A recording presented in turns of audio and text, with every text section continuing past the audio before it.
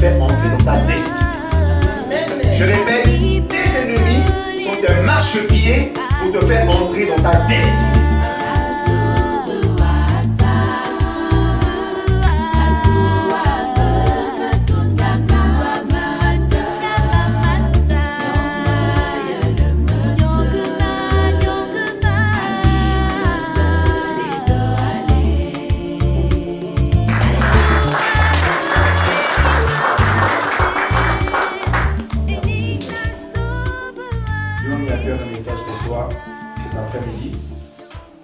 J'espère que le message te fera du bien.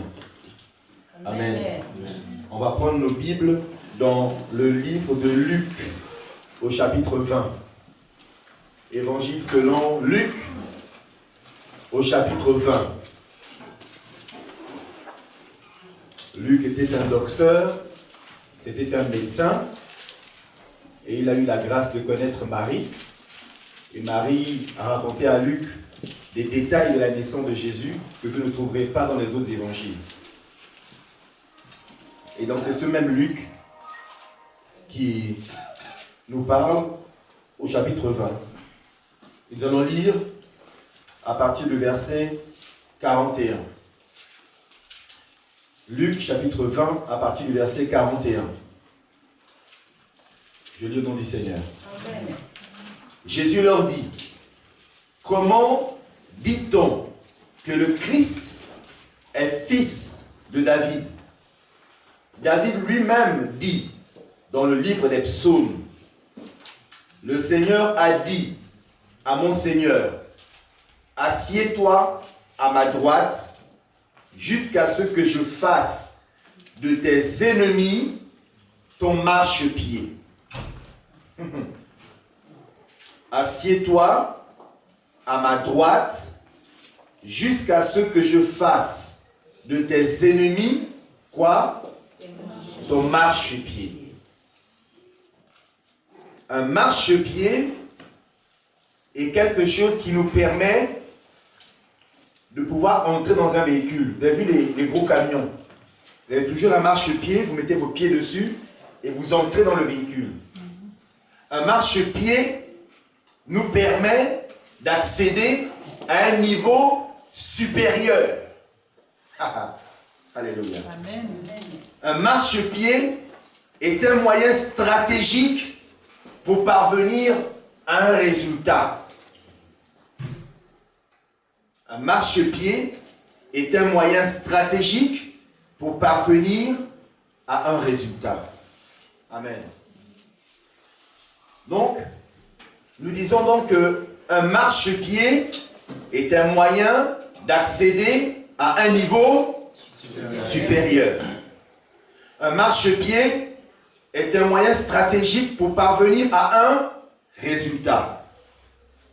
Un marchepied est aussi une allégorie, c'est un moyen de s'élever dans l'échelle sociale. Amen. Nous allons quelque part.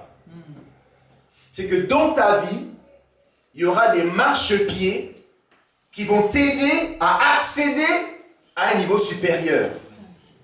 Dieu mettra dans ta vie des marchepieds qui vont t'aider de passer d'un stade à un autre stade. De passer d'un niveau à un autre niveau. C'est-à-dire que quand tu viens dans la vie, quand tu débutes dans la vie, tu es à un certain niveau. Mais Dieu t'a fait des promesses. Dis Amen. Amen. C'est que Dieu est tellement bon. Rappelez-vous qu'avant qu'on ne soit dans le ventre de notre mère, Dieu nous connaissait. Amen. Par notre nom. Il nous avait même déjà établi dans notre fonction. En fait, tu es sur terre pour chercher par tous les moyens nécessaires dans la prière à découvrir ta destinée. Amen. Tu n'es pas sur la terre par hasard. Tu n'es pas venu accompagner quelqu'un, mais tu es venu pour te réaliser dans la vision et dans la volonté de Dieu pour ta vie. Amen. Aussi longtemps que tu ne cherches pas à prendre au sérieux ta vie et pourquoi tu es né, alors tu seras toujours quelqu'un qui sera un suiveur. On te dira va à gauche, tu iras à gauche. On te dira va à droite, tu iras à droite. Tu seras comme quelqu'un qui n'a pas de but. Il y a une phrase que j'ai écrite et que j'ai bien aimée. La phrase dit que celui qui marche dans la vie sans vision est comme quelqu'un qui va à l'aéroport pour prendre l'avion, mais ne sait même pas pour quelle destination. Vous imaginez? Tu vas à l'aéroport, tu dis au revoir à toute ta famille, tu prends tes bagages, mais tu ne sais même pas où aller. Mais dans la vie, quelqu'un qui n'a pas de vision est comme quelqu'un qui va à l'aéroport, mais qui n'a pas de destination. Raison pour laquelle tu dois par tous les moyens nécessaires coopérer avec le Saint-Esprit à la lumière de la parole de Dieu pour découvrir qui tu es, ton identité, ce que Dieu a mis en toi et où tu vas avec Dieu. Amen. Aussi longtemps que tu ne le sauras pas, ben tu vas vivoter, tu vas errer, tu vas tourner et on va faire de toi ce qu'on veut. Dis je refuse. Je refuse. Alléluia. Amen. Et donc, on dit que le marchepied est un moyen de nous élever dans l'échelle sociale. C'est un moyen d'accéder à un niveau supérieur. Frères et sœurs, croyez-moi que celui qui a le Saint-Esprit, Dieu a déjà programmé que tu aspires et que tu rentres à un niveau supérieur. En fait, la vie que tu vis aujourd'hui, par rapport aux promesses que Dieu a faites pour toi, il y a encore mieux qui t'attend. Tu as manqué l'occasion de dire Amen. C'est que quand Dieu t'a conçu, il a préparé des bonnes choses pour toi, afin que tu les pratiques. Tu n'es pas n'importe qui aux yeux de Dieu, il faut que tu le saches. Amen. Amen. Et donc, Dieu va se servir des marchepieds pour te faire entrer dans un niveau supérieur. Et le thème de mon message cet après-midi, c'est « Tes ennemis sont un marchepied pour te faire entrer dans ta destinée. » Je répète, tes ennemis sont un marchepied pour te faire entrer dans ta destinée. Amen. Dieu va se servir de tes ennemis pour te faire du mal, pour t'oppresser, pour te persécuter, pour te calomnier, pour t'insulter, pour t'écraser, pour te mal parler. Mais quand tu auras compris que toutes ces choses-là sont pour ton élévation, tu commenceras à bénir le Seigneur, tu commenceras à bénir le Seigneur, et toutes les bonnes choses qu'il a préparées pour ta vie. C'est lorsqu'on ne comprend pas ce que Dieu fait pour notre vie qu'on pleure. Mais quand on comprend que mes ennemis sont un marchepied pour me faire monter dans un niveau supérieur, alors je bénis le Seigneur. Amen. Jésus-Christ avait compris. La Bible dit, tel il est, tel nous sommes. Et Jésus a dit, si le Fils de l'homme va souffrir dans les persécutions entre les mains de ses ennemis, il en sera le même pour mes disciples. Amen. Et Paul a dit à Timothée, d'ailleurs, tous ceux qui veulent vivre pieusement en Christ Jésus, ils seront comment? Ils seront persécutés. Frères et sœurs, soyez les bienvenus. Si tu n'aimes pas la persécution, tu ne monteras jamais à un niveau élevé. Si tu n'aimes pas la persécution, tu ne vas jamais accéder aux promesses que Dieu a faites pour ta vie. Si tu n'aimes pas la persécution, tu seras toujours au même point et tu ne vas jamais évoluer. Si tu n'aimes pas la persécution, il n'y aura pas de progression dans ta vie, il n'y aura pas de croissance dans ta vie, il n'y aura pas de prospérité dans ta vie si tu n'aimes pas la persécution. Si tu n'aimes pas la persécution, ta vie sera toujours fade, sans saveur et sans goût. Si tu n'aimes pas la persécution, tu ne verras jamais la main de Dieu sur ta vie. Si tu n'aimes pas la persécution, il n'y aura pas de progrès dans ta vie. Si tu n'aimes pas la persécution, rien ne se fera dans ta vie. Si tu n'aimes pas la persécution, tu ne verras pas la gloire de Dieu dans ta vie. Amen. Si tu n'aimes pas la persécution, si tu te plains de la persécution, tu resteras au même point. Mais tu dois comprendre que la persécution est un marchepied pour que tu passes à un niveau supérieur. Amen. Alléluia. Amen. La persécution est le moyen que Dieu a choisi pour t'élever. Pour qu'on t'abandonne, on te calomnie, on te critique, ça fait mal. David a dit, celui que j'appelais mon ami, qui mangeait avec moi à ma table, m'a trahi. Combien de fois tu as dit quelqu'un que tu appelais mon meilleur ami, et puis un jour il te trahit. Quelqu'un m'a raconté une histoire qu'il avait. Il avait une femme et un meilleur ami. Et il était surpris un jour de voir que sa femme l'a quitté pour son meilleur ami. Le meilleur ami qui mange avec toi, qui boit avec toi, qui rigole avec toi, mais dans son cœur il prépare un plan. Mais réjouis-toi parce que le plan qu'il prépare, c'est pour ton élévation. Amen. Parce que le meilleur t'attend, le meilleur est devant toi. J'en parle avec mes tripes parce que j'ai conviction et l'assurance que quand la persécution arrive, quand le pauvre arrive, quand on parle mal de toi, c'est pour ton élévation. Amen. Jésus a dit, malheur lorsqu'on dira que du bien de vous. accepte qu'on dise du mal de toi. Ça fait mal, c'est vrai, mais c'est pour ton bien. C'est pour ton élévation. Merci Seigneur. Alléluia. Amen. Dieu est bon. Dieu est bon. Nos ennemis sont un marchepied pour notre élévation. Tu ne seras jamais à un niveau supérieur sans ennemis. Tu ne vas jamais monter sans ennemis. Ton environnement ne va jamais changer sans ennemis. On est tous là, on pense que la vie chrétienne, c'est une vie paisible et calme. C'est faux. La vie chrétienne est une vie tumultueuse. Parce qu'elle est tumultueuse parce qu'on a un ennemi déclaré. Le jour où tu viens en Jésus, tu as un ennemi déclaré. Il s'appelle Satan. Si tu n'es pas conscient de ça, je t'annonce une bonne nouvelle. Tu as un ennemi juré. Il te déteste, il te hait. Il s'appelle Satan. Depuis le jour où tu as fait le choix de quitter son monde, quitter son royaume, pour entrer dans un admirable royaume de lumière, Amen. il t'a pris en grippe. Il t'a pris en haine. Il te déteste. Et donc, par tous les moyens nécessaires, il va tout faire pour te ramener dans l'ancien royaume. Soyez-en conscients, frères et sœurs, que l'adversité autour de toi peut t'élever comme peut aussi te faire descendre.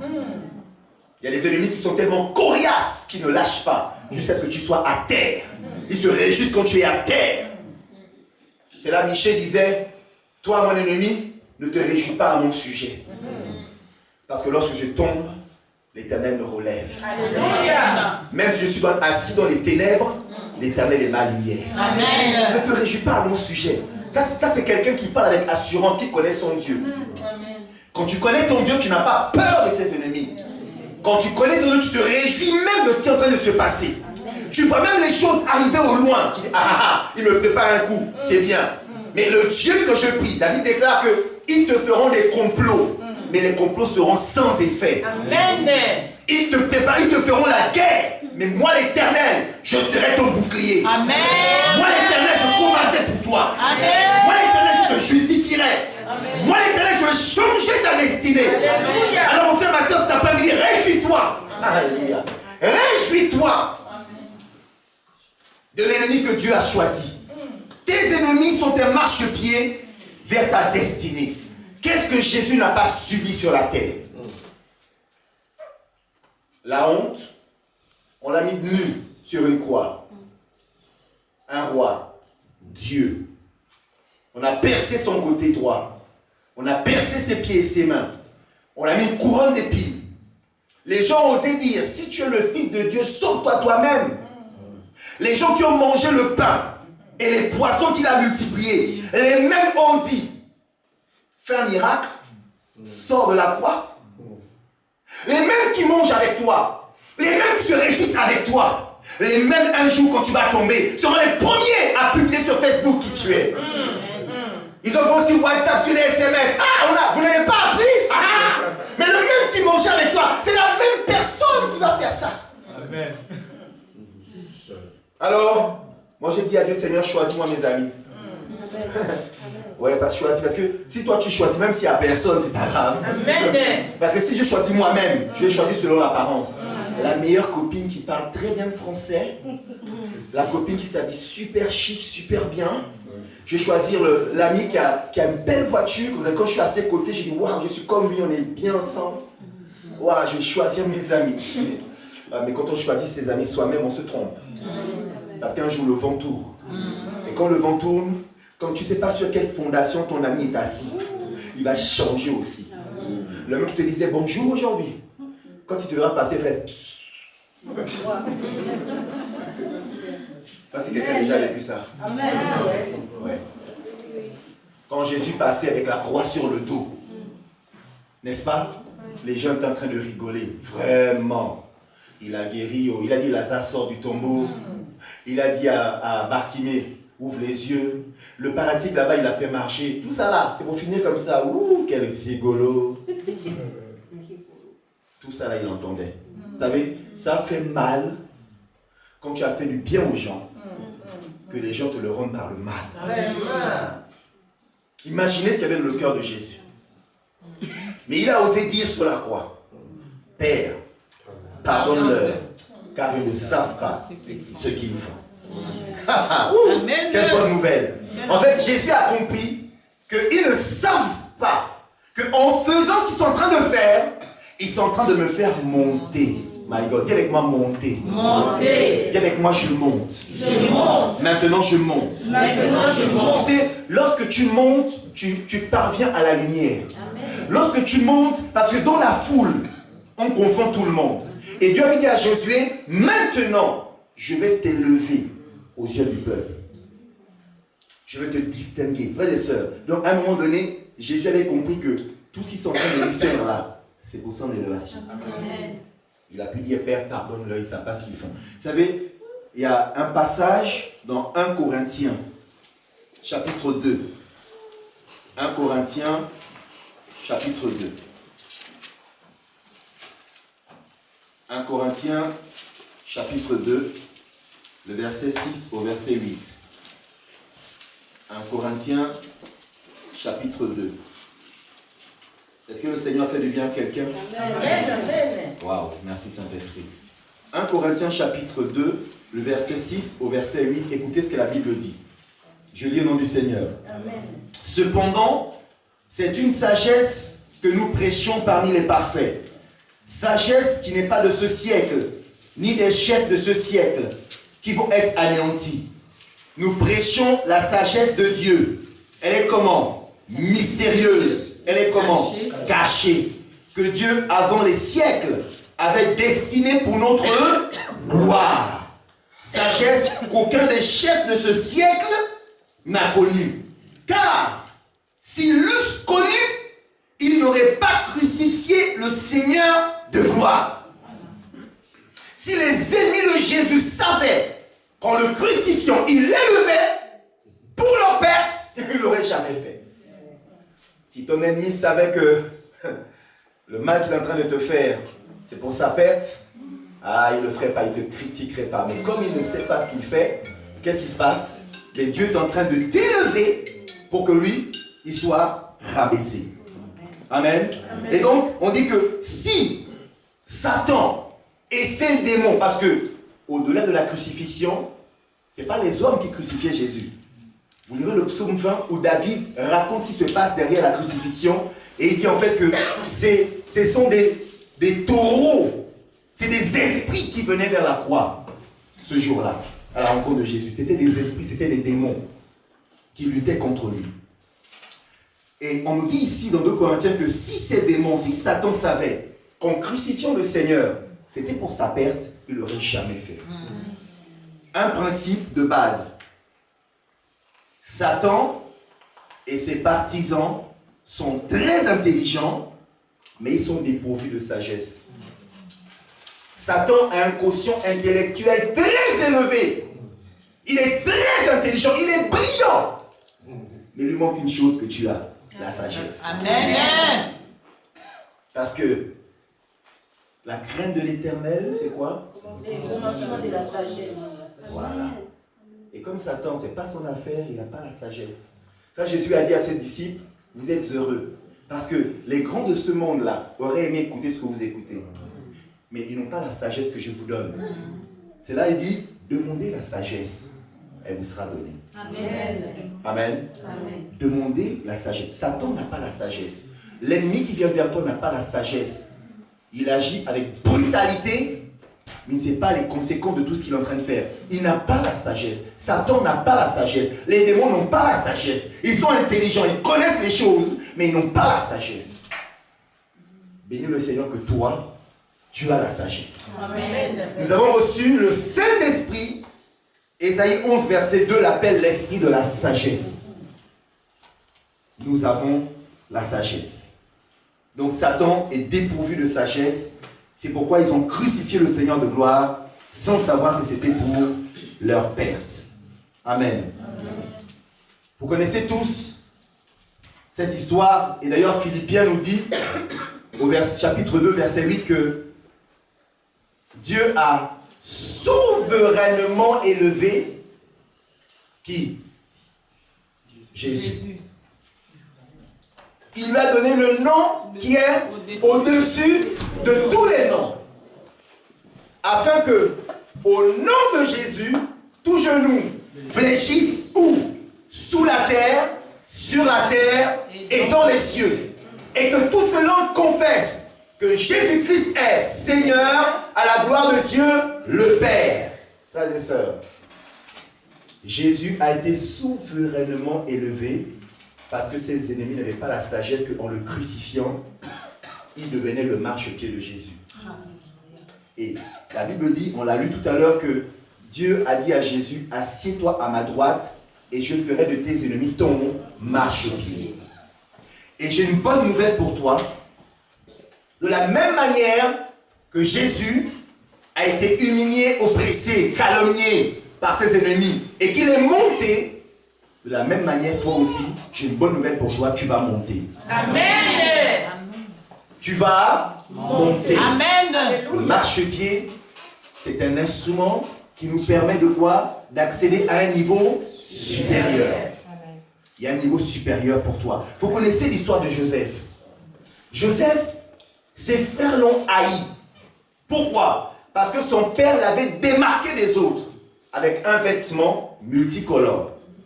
Donc son père Jacob a fait de lui son chouchou, son préféré, son enfant gâté, son petit bébé, son chéri. Et quand dans une famille, vous faites d'un des enfants le chouchou, l'enfant gâté, le bébé chéri, les autres observent aussi. Et quand vous n'êtes pas là, ce bébé, ce chouchou, cet enfant gâté reçoit la colère des autres.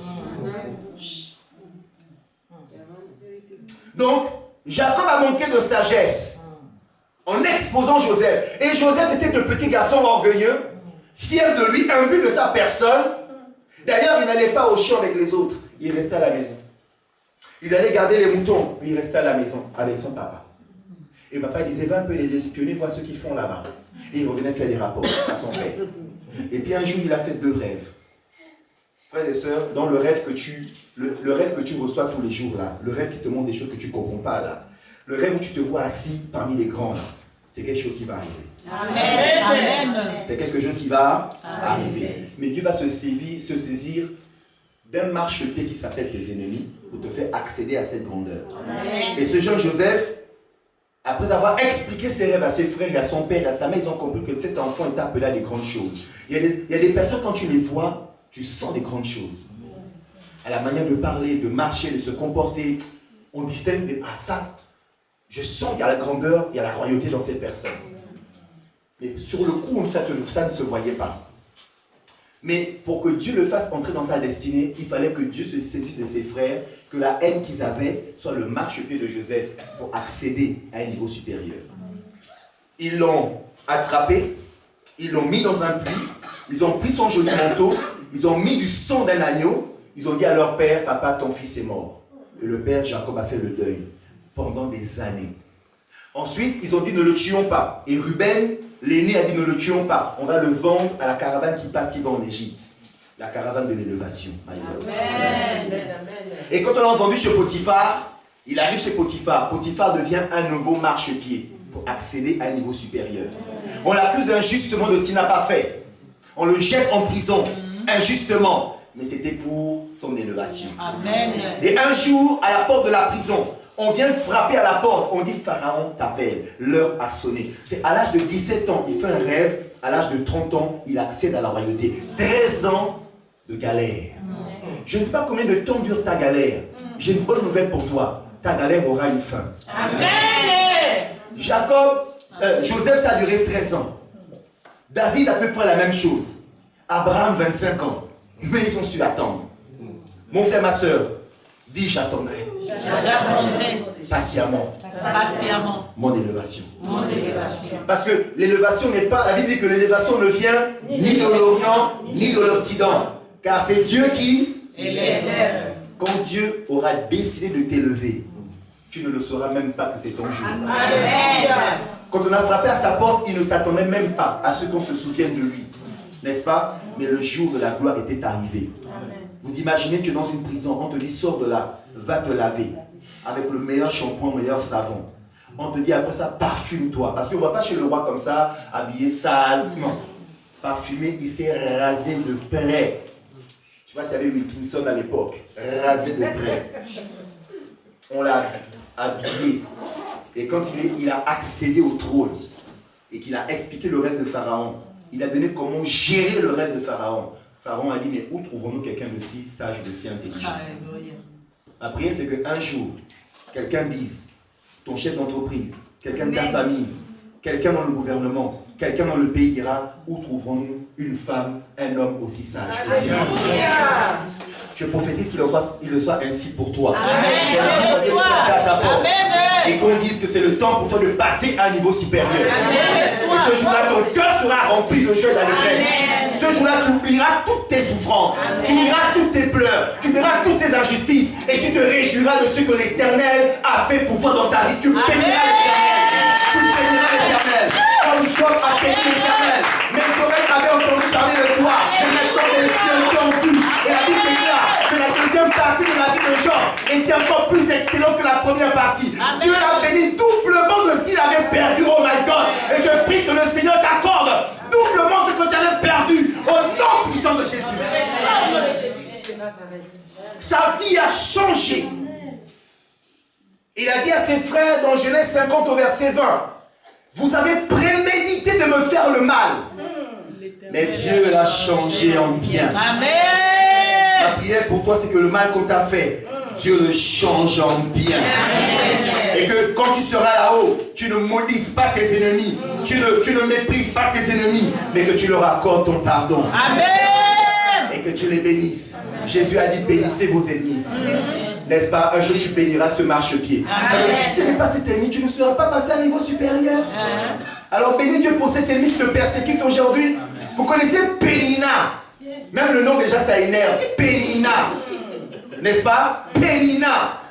Pénina. C'est comme si on te trahissait. Pénina. Quel nom atroce. Pénina. Pénina veut dire la piqûre mortelle du serpent. Pénina. Vous voyez? La destinée est cachée dans le nom. Attention au nom que tu donnes à ton bébé. Attention. Ce nom va le poursuivre. On a vu dimanche que Jabez, qui voulait dire douleur, il a dit c'est fini. Aujourd'hui, l'Éternel, si tu me bénis, si ta main est sur moi, si tu étends mes limites. Et la Bible déclare que l'Éternel lui accorda ce qu'il avait demandé. Amen. Amen. Amen. Pénina a tellement, la Bible dit, elle mortifiait Anne. Et mortifier veut dire qu'elle exaspérait Anne. Qu'elle provoquait Anne tous les jours. Pour dire, moi là, je suis encore enceinte. Oh.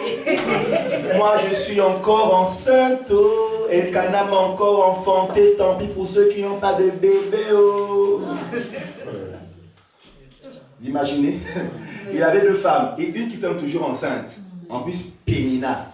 Donc la pauvre Anne, mon Dieu. Dès que Pénina venait avec le ventre, c'était les palabres, c'était les histoires. Mais, vous savez, ce qui était de positif dans cette affaire, c'est que Pénina a poussé Anne à être une femme de prière fervente. Amen. Je prie que dans la persécution que tu vis aujourd'hui, que Dieu fasse de toi une femme, un homme de prière fervente. Amen. Parce que c'est dans la prière fervente qu'elle a adressée à Dieu dans le temple que Élie a dit, mais qu'est-ce qui se passe? Il y a quelqu'un qui prie ici, mais la prière est en train de toucher le cœur de Dieu. C'est qui? C'est elle. Tu as bu, tu es ivre? Non, je suis simplement en train de parler à Dieu que s'il ne fait pas quelque chose maintenant, là, c'est un Dieu. On a dit que par ta prière, Sarah était stérile, a donné un enfant à Sarah, à Rebecca, à Rachel et moi. Aïe. Il a dit, c'est bon. L'année prochaine, à la même heure, tu auras un enfant. Alléluia. Je prie pour toi qui viens sur ainsi que ce que Dieu t'a dit, que la chose ne tarde pas.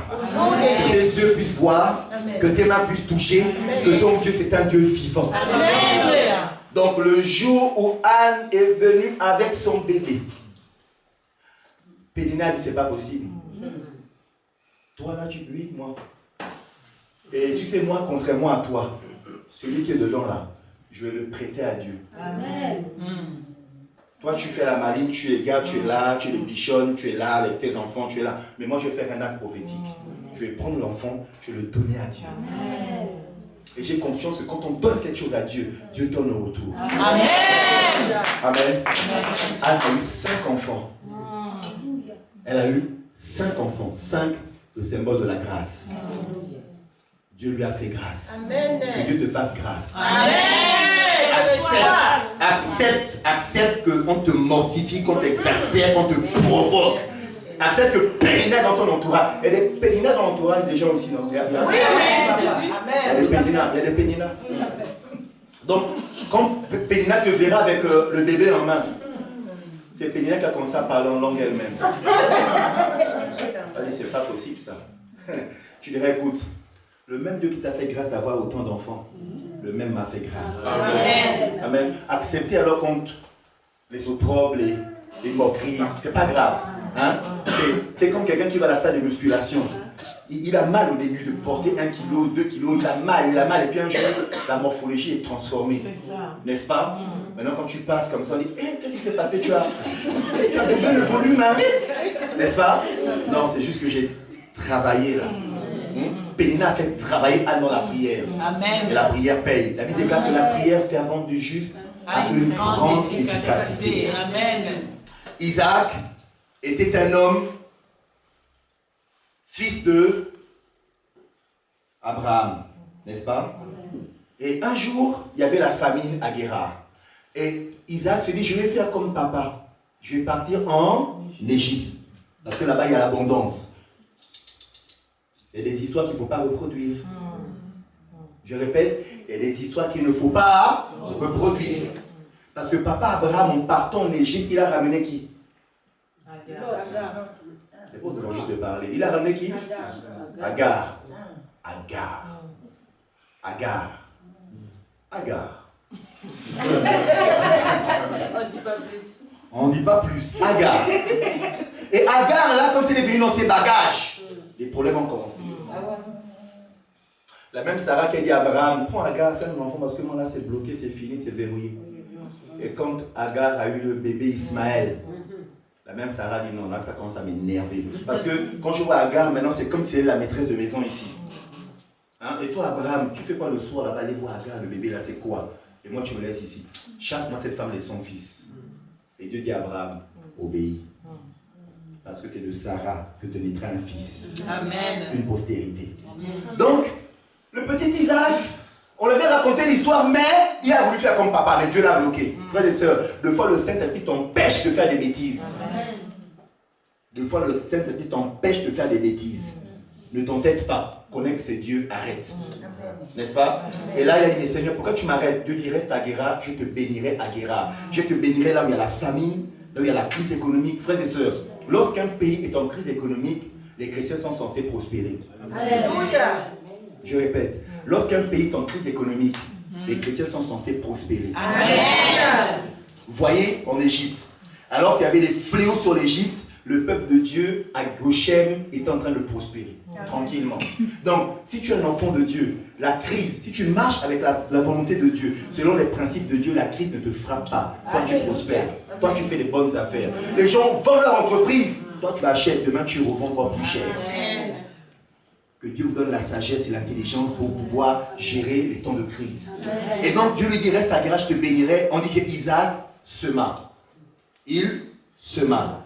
Je t'invite à semer. Parce que quand tu sèmes, tu ne sais pas. Il dit, jette ton pain à la surface des eaux, car demain, tu le retrouveras. Mais le demain, tu ne sais pas quand est ce demain. Il a semé, et la Bible dit, Isaac devint riche, fort riche, et il alla en s'enrichissant davantage. Et ensuite, son père Abraham avait fait les puits que les Philistins avaient fermés. Il y a des choses que Dieu avait préparées d'avance pour toi, mais l'ennemi a fermé, pour que tu ne vois pas que dedans, là, il y a ta réussite, il y a ton succès, il y a ta victoire, il y a ta guérison. Il t'aveugle. Mais qu'est-ce qu'il a fait, Isaac? Il a creusé et l'eau a jailli.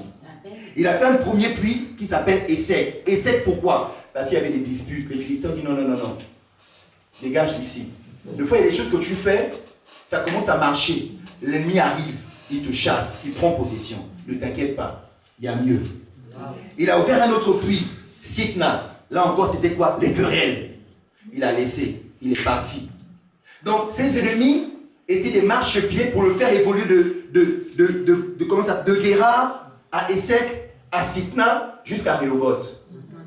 Rehoboth qui veut dire Dieu maintenant m'a mis au large, hors d'atteinte de mes ennemis. Arrivé à Rehoboth, ses ennemis n'avaient plus accès, ne pouvaient plus le toucher. Ils ne pouvaient que prospérer. Et je prophétise que pour toi aussi, que Dieu te mette hors d'atteinte de tes ennemis. Que Dieu t'amène à Rehoboth.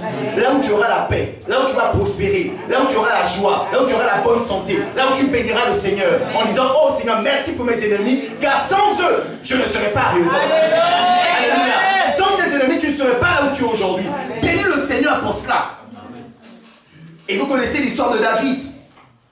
David a été persécuté par Saül. Pourquoi? Parce que le roi Saül avait désobéi à Dieu. Et Dieu a dit au roi Saül par la bouche de Samuel, je te retire la royauté. Je la donne à quelqu'un, un homme selon mon cœur. Cet enfant n'avait que 16 ans. Quand il a reçu l'onction d'huile sur sa tête, on dit que l'esprit de l'Éternel n'a plus quitté David depuis ce jour-là. Et on dit le verset d'après, que l'esprit de l'Éternel s'est retiré de Saül depuis ce jour-là. Parce que l'esprit ne peut pas être sur deux rois en même temps. Si Dieu a rejeté l'un, l'esprit va sur celui que Dieu avait choisi. Amen. Et c'était David. Et David marchait tellement avec Dieu qu'il a fait des exploits. Mais ces exploits ont fait sa renommée. Saül a tué ses 1000, David a tué ses 10 000. Les femmes ont commencé à faire un CD qui a fait le tour d'Israël. Et ça a énervé le roi. De fois quand on fait tes louanges, tout le monde n'est pas heureux, tout le monde n'est pas content. Il y a quelqu'un qui graisse des dents de ta réussite, quelqu'un qui graisse des dents de ton succès, quelqu'un qui graisse des dents, ah celui-là vraiment, mais la musique continue à partir. Le pauvre David. Et en plus à l'époque, David se baladait avec la tête de Goliath. Vous avez la suite de 1 Samuel 17 et 18, on dit que David il est même allé chez le roi Saül avec la tête de Goliath. Vous dites celui-là là. Ça c'est mon affaire. Ça c'est mon trophée. Ça énervait le roi. Parce que quand Goliath s'est présenté, tout le monde avait fui, même le roi. Voilà que ce petit garçon de 16 ans se balade avec la tête de Goliath. Comme pour dire que moi là, attention.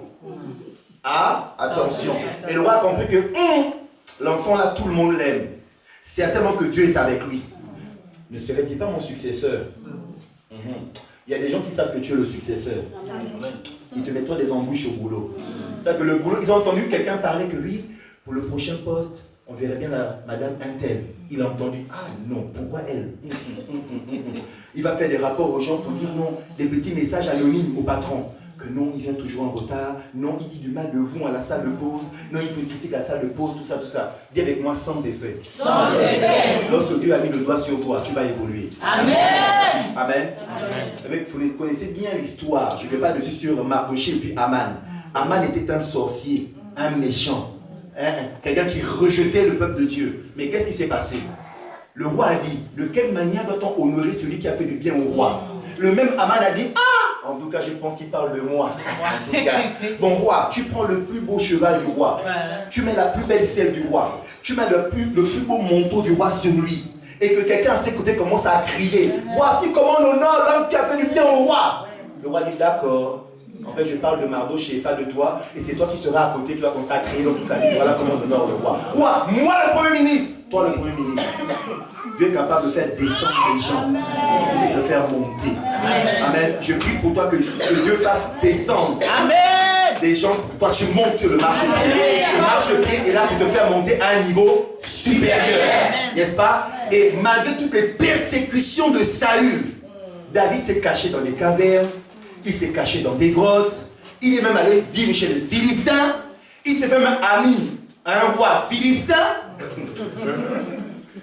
Il combattait même les ennemis du Philistin. Ah, David. Mais le roi des Philistins s'en dit, mais il est quand même hébreu. Hein. Parce qu'un jour, ils sont tous partis en guerre contre Israël.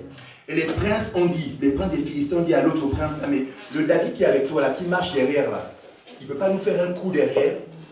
N'oublie pas que c'est le gars dont on chante qu'il a tué ses 10 000. C'est lui, là. C'est lui qui a tué notre champion Goliath. Il peut nous faire un coup. Chasse-le. Ils l'ont chassé. C'est pas grave. Ils sont allés faire la guerre. Et c'est dans cette guerre-là que Saül a été tué. Parce que David, à 2 reprises, a épargné la vie de Saül.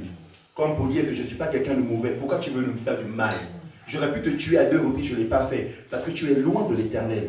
David avait cette humilité et ce discernement pour savoir que quand Dieu a mis l'onction sur quelqu'un, il ne faut pas toucher. Même s'il est mauvais, même si Dieu n'est plus avec lui, il ne faut pas toucher. David a dit, c'est l'Éternel, lui seul, qui va le tuer. Soit par la maladie, soit dans un combat, mais moi je ne peux pas tuer le roi. N'est-ce pas? Et Dieu s'est chargé de Saül.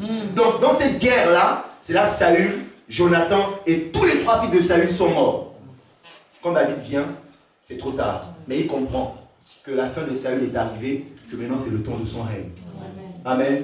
Mais ce n'est pas lui qui s'est vengé lui-même.